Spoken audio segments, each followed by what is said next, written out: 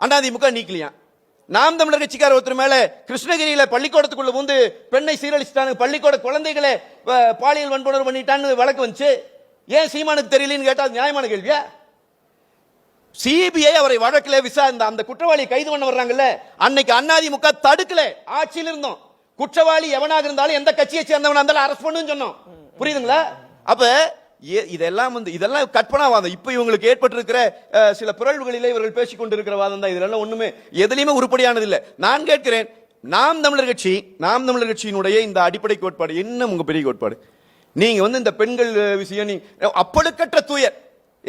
ஒரு பாலியல் குற்றச்சாட்டு வருது, வீட்டுக்குள்ள வயசுக்கு குடிசை கட்டி வச்சுக்கிற பொண்ணையா கூட்டிட்டு வந்துட்டு ஒரு மனிதர் பேசுகிற போது அந்த மனிதர் தலைவருக்கான சகல தகுதிகளையும் இழந்து விடுகிறார். இந்த தமிழ் சமூகம் இந்த அருவருக்கத்தக்க அரசியலை புறக்கணிக்கணும். நான் பேசக்கூடாதுன்னு பாக்குறோம். இது ஒண்ணும் ஒரு தேராத கூட்டம். இது அப்படி நினைக்கிறேன் நான். என்ன நீங்க பெரிய குற்றச்சாட்டு வைக்கிறீங்க? இப்ப நீங்க வைக்கிற குற்றச்சாட்டுல நீங்க இதே சீமானவர்கள் தாது மணல் கொள்ளை நடக்கிறது என்று பேசிய போது அவருடைய மேடையில ஐயா எடுத்து வைக்கலீங்கன்னா வேற எவனோ எடுத்து வைக்க போறான்னு பேசினாரா இல்லையா?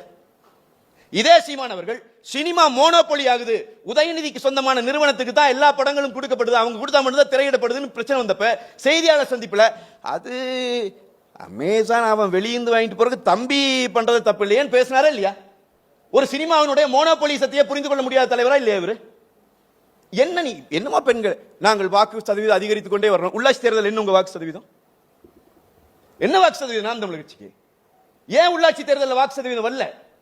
ஏன் வரலனா கட்டமைப்பே இல்லாத ஒரு கட்சி, வேட்பாளர்களே உங்களால போட முடியல. 100 வார்டு வருது ஒரு மாநகராட்சியில் கோயம்புத்தூர்ல, 100 வார்டுல 100 வேட்பாளரே போட முடியல இந்த கட்சினால. 3% கீழே போனாங்க உள்ளாட்சி தேர்தலில். அப்ப இந்த கட்சி மக்களை டைவர்ட் பண்ணுது. நான் இப்ப தெளிவா சொல்றேன். இப்ப இவர் கேட்ட கேள்வி எல்லா கேள்விக்கும் நம்ம என்ன அதிமுக காரன் எங்களுடைய ஆட்சியில குற்றங்கள் நடந்திருக்கிறது என்று சொன்னால் அந்த குற்றத்திற்கு நடவடிக்கை எடுப்பதற்கு அதிமுக தயங்கியதில்லை. அது ஒரு தவறு வந்திருக்கும்னு சொன்னா அதை சுட்டிக்காட்டுகிற அளவிற்கு நாம் தமிழர் கட்சி நேர்மையாளர்களால் இருக்கவில்லை. நாம் தமிழர் கட்சியினுடைய நேர்மை பலமுறை கேள்விக்குள்ளாக்கப்பட்டிருக்கிறது. விஜய் அவர்களோட நாங்க போய் நின்னோங்க எவ்வளவு கொச்சையா. நீங்க தானே போய் நின்னீங்க, மைக்க பிடிச்சிட்டாரு அவன் தான் துணை முதலமைச்சர் ஆக்குவேன், நீங்க தான் கெஞ்சிட்டா பின்னாடி தெரிஞ்சீங்க.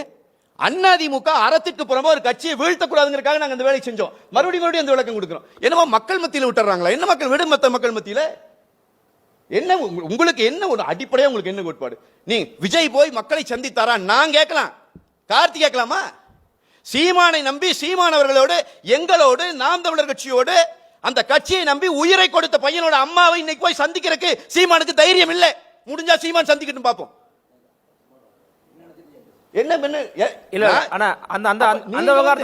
இவ்வளவு அற்புதமான குற்றச்சாட்டுகளை வைக்கும் போது உங்களுக்கு நல்லா இருக்குது. உங்களை பரிசுத்தமானவர்களா நீங்க காட்டிக்க விரும்புறீங்க.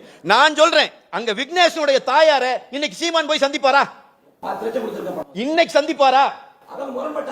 அப்ப ஒரு போக வேண்டாம். தனிமனித சிக்கல் இல்லைங்க. இவங்க தங்களை பரிசுத்தமானவர்களாக காட்டிக்கொள்ள ஒரு நிமிஷம் முடிச்சிடறேன், நான் தெளிவா சொல்லி முடிக்கிறேன். இவங்க தங்களை பரிசுத்தமானவர்களாக காட்டிக்கொள்ளுகிற விரும்புகிற இவர்கள், நான் என்ன சொல்றேன், இப்ப உங்களுக்கு ஒரு காரணம் இருக்குல்ல, அவங்க அம்மா மேல முன்பாடு அவங்க அது கேட்கறாங்க, உங்களுக்கு ஒரு காரணம் இருக்குல்ல, அப்படிதான் ஒவ்வொரு கட்சி நிக்குது. புரியுதுங்களா? நீங்க ஆட்சிக்கே வராத இந்த சூழல்ல இவர் சொல்றார் 40 லட்சம் ரூபாய் என்பதை ஏற்றுக்கொள்ள முடியாதான். 2 கோடி ரூபாய் கொடுத்து ஒரு கட்சி மாநாடு நடத்த முடியுது, நான் எப்படி கட்சி நடத்த முடியும் ஒரு சாதாரண குடிமகன் கேட்பான். அப்ப அவன் உங்களுக்கு மட்டும் எப்படி அது வருது?